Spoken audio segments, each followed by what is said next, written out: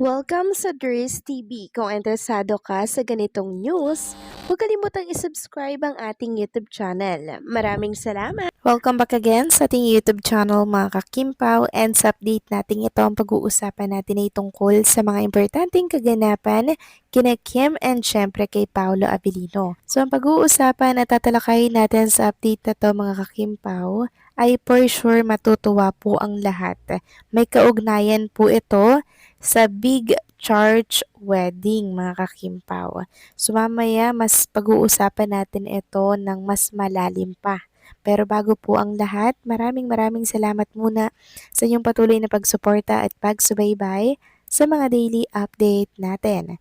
Kaya naman bilang pasasalamat, narito po ang isang napili kong komento patungkol ito sa naging previous update. Mula ito kay Ginang Norma Dayag. Sabi niya, "Good evening, Dries TV. Yes, this the most exciting part of their life. If this legit, if they will be wed in para stop this nonsense bashers of making nega issues about them. So to all bashers, refrain from your bashing to KP cause this is now the evidence that they are now waiting for their final bow. Lord TY for granting our prayers that these two are deeply in a relationship so better." Maraming salamat din po sa inyo komento, Ginang Norma Dayag. Yes, tama po kayo dyan. Sobrang excited na po ang lahat sa mangyayari kay Kim and kay Paolo Abilino. And pag nangyari po yun, for sure, automatic po na matitigil ang pangbabatikos sa kanilang dalawa. Lalo na po yung mga naghahabol kay Paolo, lalo na po yung mga bashers na lagi pong binibira at sinisiraan si Paolo.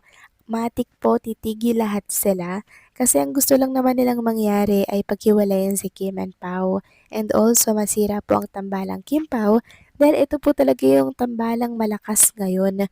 Tinalo pa nga po nila yung mga Gen Z, yung mga batang love team sa mundo ng showbiz ngayon, 'di ba? Putanging Kim and Paolo po ang pinag-uusapan ngayon sa mundo po ng social media at sa mundo po ng showbiz dahil yun sa kakaibang chemistry na pinakita po ng lahat, na pinakita po nila sa lahat. Yun po yung katotohanan doon mga kakimpaw. Kaya naman ang mga bashers, hindi po matapos-tapos ang inggit. Palagi po nilang sinisira si Kim and Paolo. Pero mabuti na lamang po at matatag na si Kim and Paolo sa mga ganitong pagsubok sa kanilang love team and sa kanilang relationship. Kaya ipag-pray natin na mas lalo pa pong tumagal at mas maging matibay at matatag ang kanilang relasyon. So maraming salamat po sa inyong komento, Ginang Norma Daya. God bless at mabuhay kayo. So eto na nga, pag-usapan na natin mga kakimpaw, mga topic na nakalap natin sa update na to. At unahin na nga nating pag-usapan ang kaganapan kay Chinita Princess kanina. So yes, present na naman po si Kim Chiu sa It's Showtime ngayong araw po ng Friday. And makikita nga natin dito na super blooming si Chinita Princess. At nakita nga natin na super energetic din siya.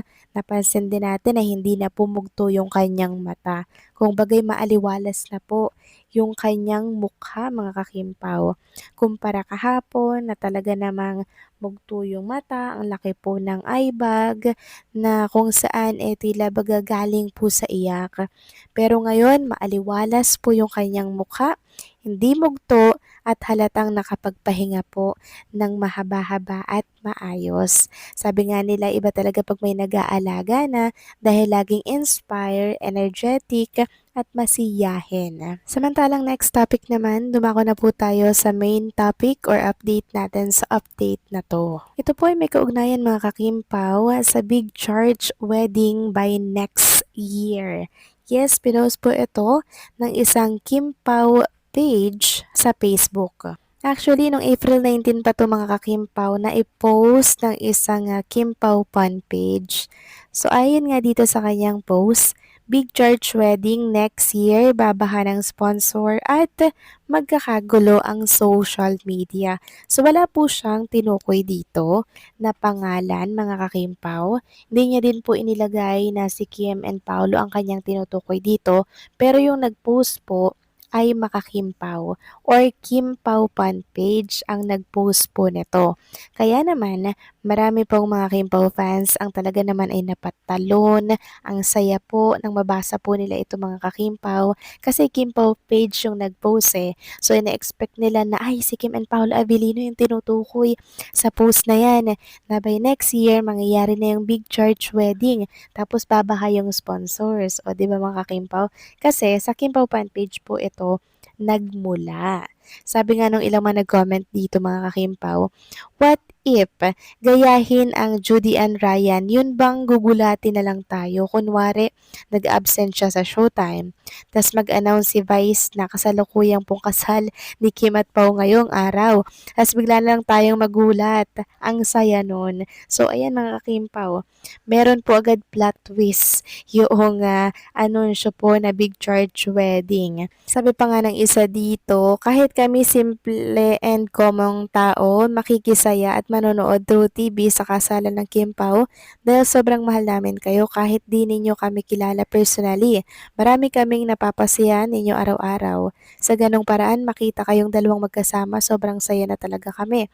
God bless you forever, Kim Pao. So, lahat po ng comment dito, ang comment nila, iba ka daw si Kim and Paula Vilino, ang tinutukoy sa post na to mga kakimpaw. And meron po agad silang opinion at may pa-plot twist pa nga po. Alam nyo mga kakimpaw, hindi pa man po natin sure kung mangyayari ito by next year.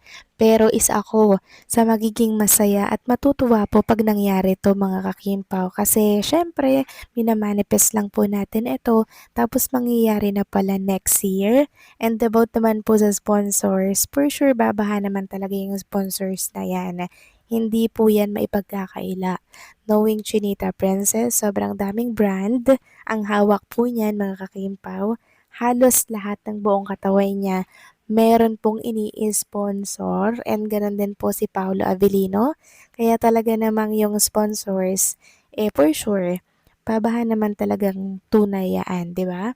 Pero hopefully mga kakimpaw, totoo nga po itong nasagap nating balita na by next year, gugulatin na lang tayo ni Kim and Paolo, 'di ba? Kasi sa ngayon po, medyo imposible pa yan ngayon eh. Kasi ang dami pa po nilang project, ang dami pa po nilang schedule na dapat tapusin, mga photoshoot, shooting, 'di ba? Kaya pala minamadali na mga kakimpaw yung mga project nila.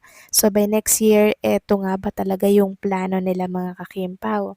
Hindi nga ba talaga mauudlot yan kasi may problema po si Paula Avellino ngayon eh, which is nga yung pera na nawala po sa kanyang kumpanya na 100 million yan mga kakimpaw. Sana po hindi yon makaapekto sa planong to by next year. So hopefully ipag-pray natin to mga kakimpaw na sana ay magkatotoo ito, 'di ba? Kayo ba anong masasabi ninyo dito? Please comment down below.